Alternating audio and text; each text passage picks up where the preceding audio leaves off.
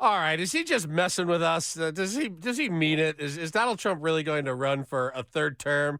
He got everyone really worked up this weekend by suggesting that he might consider running for a third term, despite the Constitution saying that you can only serve two terms, while acknowledging that it's too early to seriously entertain such a possibility. Trump left the door open, saying he likes working, and he was not joking. Let's bring in Rashini Rajkumar, political strategist, attorney, and host of the Crisis Files podcast. Good morning, Rashini. How are you? Good morning, Kevin. Wow, I think we were all wondering if it would come to this. I don't know if he's just messing with us. I don't know if he's just like, oh, this will be funny. Watch this. And then he goes out and does that and then sort of chuckles to himself later on. Or if he's like, hey, I'm having a great time. I should see if there's a way to keep doing this. I really don't know. Well, I mean, we put nothing past him, right? So Right. it wouldn't be surprising. But this would be just a patently bad idea, not only because of the Constitution, but there are so many reasons here. Succession planning for both parties is kind of why we are where we are, why we lived through the Biden presidency, why Trump came back on the rise. So both parties really need to be thinking about their succession. I mean, corporations do this all the time. They're always interested in who's next, who's the next CEO. The parties at the national level should be asking themselves as they look around the country, who are those future VPs and presidents in waiting? Are they in the Senate right now? Are they in a governorship? Are they in corporate America that we should be grooming for the future? And there's also something to be said, Kevin, about Donald Trump and anyone who might support the idea of another term losing credibility with the American people and other groups because of something like this. You know who's not laughing probably is J.D. Vance. He's the vice president. He would like to be in the succession planning. And Donald Trump said something along the lines, well, I could always have J.D. run, and then when he wins, he could put me back in the position of president. Like, really? Yeah, and that no way, no how, no way in hell is that going to happen if JD were to win. So that is just, and the thing is, this is my issue with Donald Trump and why I've told you in the past, I don't know that even I could coach him because he says a lot of really good things, a lot of really smart things, and then he says things like that. And that's what hurts credibility across so many levels. Yeah, I know. That's why I wonder if he's just messing with us. But if he is, it can have serious consequences. So he's got to be careful with it. Let's talk about the Constitution. If we decided there was somebody someday, Donald Trump or someone else, that we wanted to keep around after 8 years, what would have to take place to change the Constitution? I mean, huge changes. I don't think anyone wants that. I mean, you're talking about, again, I'm just sort of throwing out the possibilities.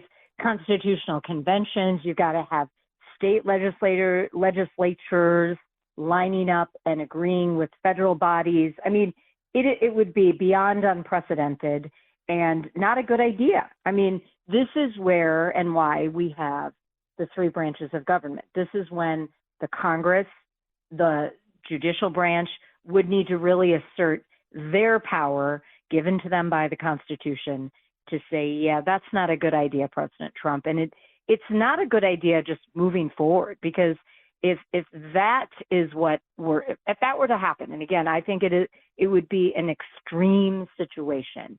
I really hope that any advisor to Donald Trump right now, as well as other Republicans who are out there, even if they're not close to Donald Trump, they need to be thinking about and studying up on their Constitution, both state and federal, to make sure something like that couldn't actually just go by, right? So if we remember when Biden handed over his electoral votes to Kamala Harris, and I was just going crazy with Right. that because that really sidetracked and bypassed what should have been the process.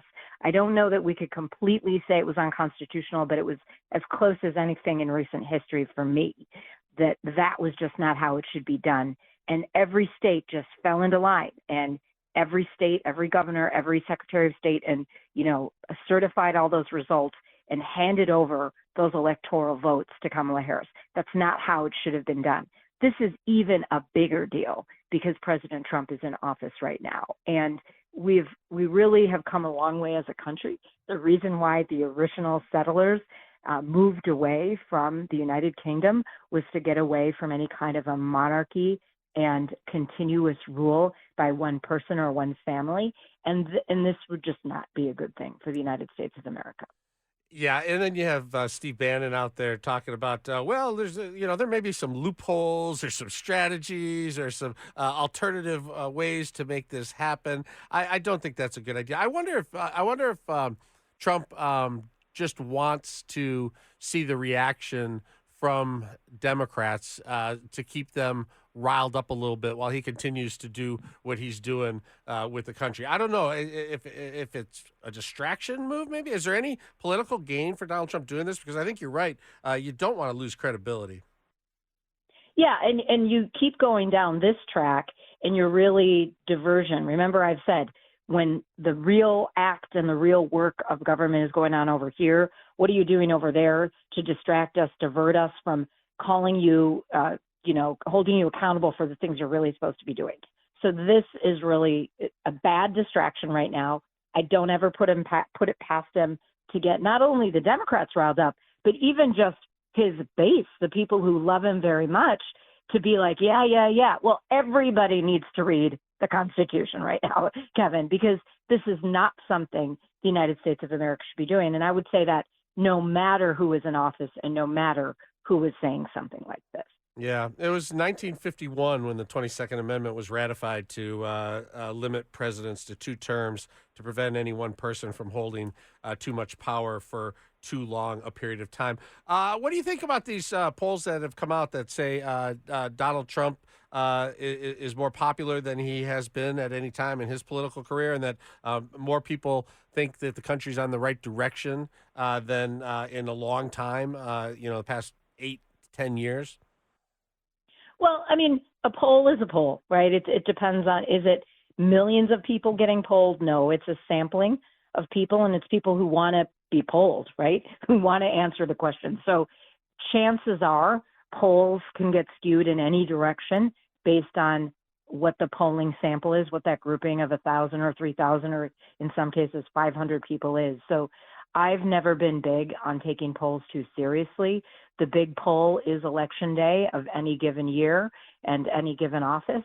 And there's a lot that people who care can be doing to sway their constituents or the people they want going in a certain direction that really can sometimes be very contradictory to what any poll is saying.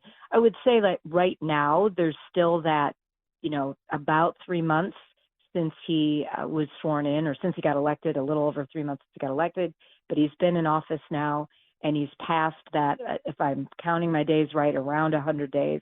And now we really, close. We need to kind of see, what are you actually getting done? When this early April deadline comes up with all these tariffs, what's going to actually happen to the markets after that? What's going to happen with our trading partners after that? So I would like all politicians and office holders to just do their work and not worry about polls. All right. Rashida Rajkumar, political strategist, attorney, and host of the Crisis Files podcast. Thanks so much. You're listening to All Talk.